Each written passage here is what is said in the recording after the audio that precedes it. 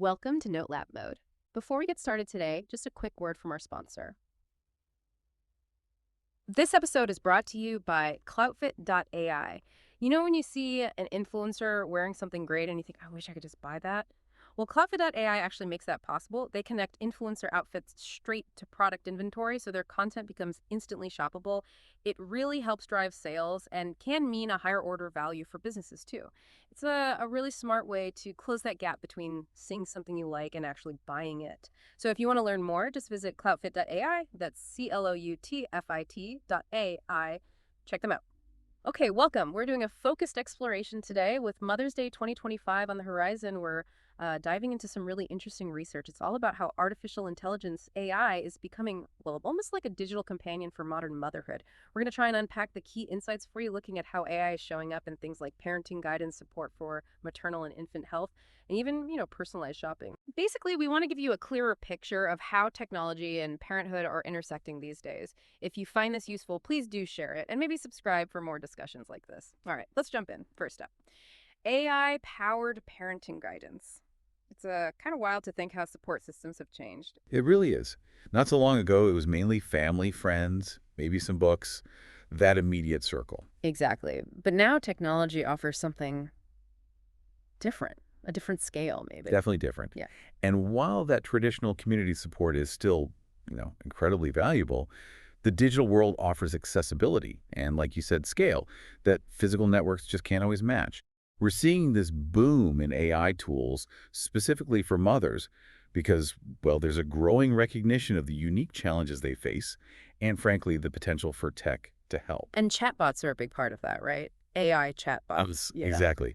These aren't like those clunky customer service bots from years ago. They use AI to simulate much more human-like interactions. So it's like having a digital parenting assistant on call. Pretty much. They can offer guidance, answer common questions, deliver structured information.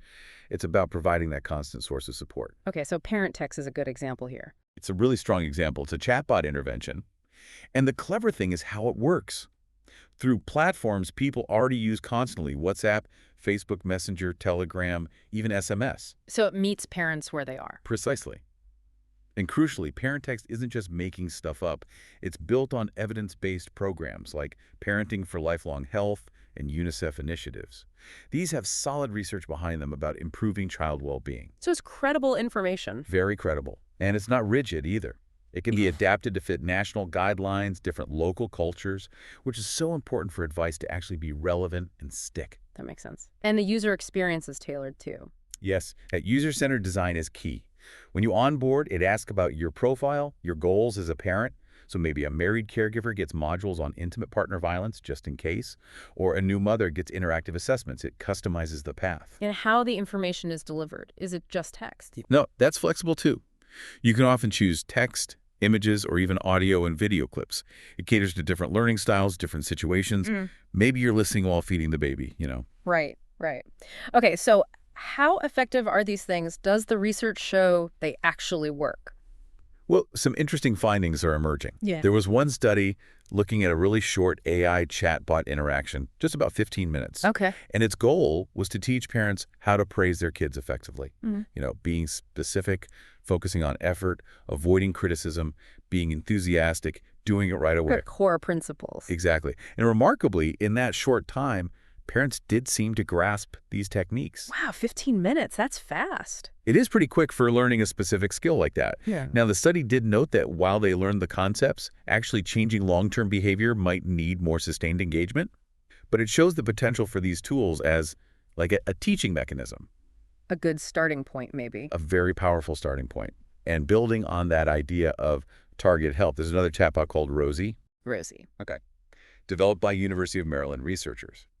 And what's really significant about Rosie is its specific focus on supporting new mothers, particularly women of color. Ah, that's important. Addressing health disparities. Precisely. We unfortunately know those disparities exist in maternal and infant health. So Rosie aims to provide accurate 2047 health and wellness info, things like medication doses, breastfeeding tips, signs of postpartum depression, sleep advice, developmental milestones. Information that might be harder to get otherwise or where there might be mistrust. Exactly. It's about accessible, reliable information to try and counteract some of the systemic issues. And they're working on a Spanish language version too, which is great for inclusivity. That's really promising. Okay, so let's shift a bit. Beyond guidance, what about AI directly in like the healthcare space for mothers and babies? Yeah, this is another huge area. AI's potential in actual maternal health care, right, from pregnancy through postpartum, is, well, it's immense. It can help address critical health needs, deliver reliable information, and crucially, connect mothers to care when they need it. And again, this has huge implications for tackling health disparities. And you mentioned postpartum, that fourth trimester. That seems like a really key time. It's incredibly critical and often kind of overlooked. It's a period of huge adjustment and vulnerability. So it's really good to see specialized chatbots being developed just for those first 42 days after delivery. 42 days, okay. What do these specific bots do? They have dual focus, really. First, giving trusted info about post-birth warning signs for the mother, things you really need to watch out for, and also essential newborn care basics. But the second part is just as vital. They help facilitate connections with healthcare providers if something concerning comes up. So it's not just information, it's a bridge to actual care. Exactly. It bridges that gap. And what's impressive is the teams building these aren't just tech people. They're multidisciplinary. Meaning? Meaning you've got experts in obstetrics, pediatrics, social work, psychiatry, mobile health, and importantly, health equity, all working together. Wow. This ensures the chatbot considers the complex web of health and social factors involved, and often they have separate communication streams, one focusing on the mother's recovery and health, another on newborn care.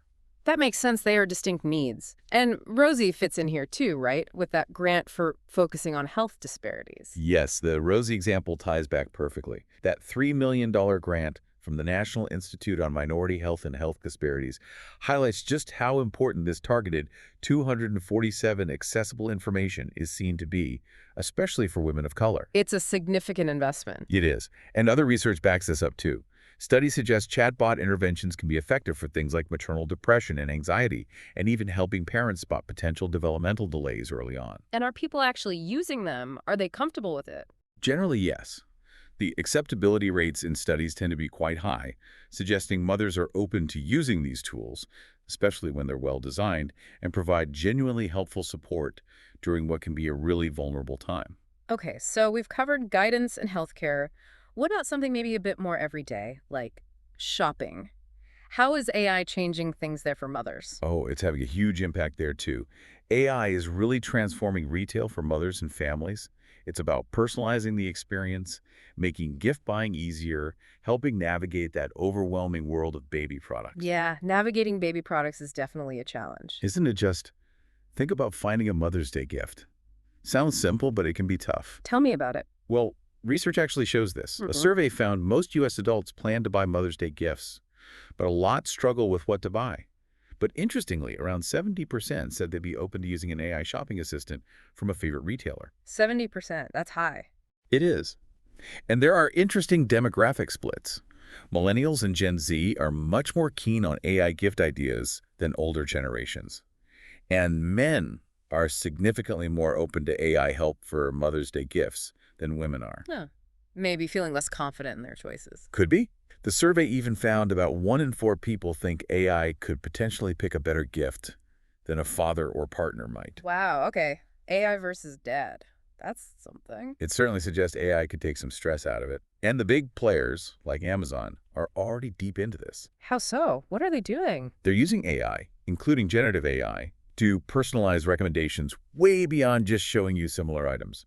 Think suggestions like gift boxes in time for Mother's Day popping up based on your browsing, or descriptions tailored to your activity. So it feels more relevant. Much more relevant. And it goes deeper. Say you often search for gluten-free items. The AI can now intelligently highlight the words gluten-free within product descriptions, even if they were buried before. Oh, that's actually really useful. It's a huge time saver, especially for parents managing allergies or specific dietary needs. It just streamlines the whole process. Okay, so looking ahead, where does this all go? What's next for AI support for mothers? It feels like we're just scratching the surface. I think we are. One potential future direction is AI becoming much more context-aware. Imagine systems that understand not just general parenting advice, but your specific family dynamics, your parenting style, your child's unique development. And maybe even cultural background or personal values. Exactly, for much more tailored recommendations. And maybe better integration, so your parenting app, your health tracker, and your shopping assistant kind of talk to each other. For more holistic support, yeah, I can see that being powerful. And accessibility should improve too. Better natural language processing, better voice recognition, making these tools easier to use when your hands are full, literally. Yeah. And multilingual capabilities are going to be absolutely vital, as we saw with Rosie. Definitely. But what about the downsides? Privacy, ethics, that must be a huge consideration. Oh, absolutely crucial. We need robust data protection, transparency about why AI is recommending certain things, clear lines about where AI advice stops and professional medical advice begins, and always human oversight. Yeah, that human element feels non-negotiable. It has to be. Which brings us back, actually, to that critical fourth trimester. Yeah. It really does feel like a period where AI could offer something uniquely valuable. Because it's just such an intense time. Incredibly intense physical recovery, hormones all over the place, sleep deprivation, learning to care for a tiny human. It's a lot. So those specialized chatbots for the first 42 days, they seem particularly important then. They really do. Providing that immediate info on warning signs, newborn care, and again, that crucial link to healthcare providers, especially for racially and ethnically marginalized communities who might face more barriers accessing care quickly. And the multidisciplinary teams developing them. That makes sense now, ensuring they understand the whole picture. Yes, bringing in obstetrics, pediatrics, social work, psychiatry, all those perspectives are needed. And the separate message streams for mother and baby acknowledge their interconnected but distinct needs during that time. So for someone experiencing their very first Mother's Day, maybe feeling overwhelmed, these tools could offer some reassurance, some immediate guidance. I think that's exactly the potential. Yeah. That immediate access to information and connection to care could be incredibly reassuring and could genuinely help address some of those persistent disparities in maternal health. Okay, so wrapping things up. It feels like AI is definitely making its mark on modern motherhood, in guidance, in healthcare, in shopping. Absolutely, it's changing the landscape. And a big part of its promise is democratizing access, getting information and support to mothers who might be remote or face other barriers to traditional resources. That potential to address disparities is really significant. But we need to be realistic too, right? It's not a magic bullet. Not at all. Research is still ongoing. And fundamentally, AI can't replace human connection, empathy, emotional intelligence, cultural nuance. It needs to be seen as a tool to complement human support, not replace it. So things like data privacy, avoiding algorithmic bias, ensuring digital equity, Yeah. these are critical ongoing concerns as these tools develop further. Absolutely critical. We have to get that right. It sounds like the ideal future might be some kind of hybrid model, combining AI's efficiency and reach with essential human interaction and expert oversight. That seems like the most sensible and effective approach, yes. Leveraging the best of both worlds. Which leaves us and you, the listener, with a final thought to maybe ponder. Yeah, think about this. As AI becomes even more woven into the fabric of our daily lives, how might it continue to reshape the actual experience of motherhood in the coming years? And maybe more importantly, what ethical guardrails do we absolutely need in place to make sure that evolution is beneficial and equitable for all families? Something to think about.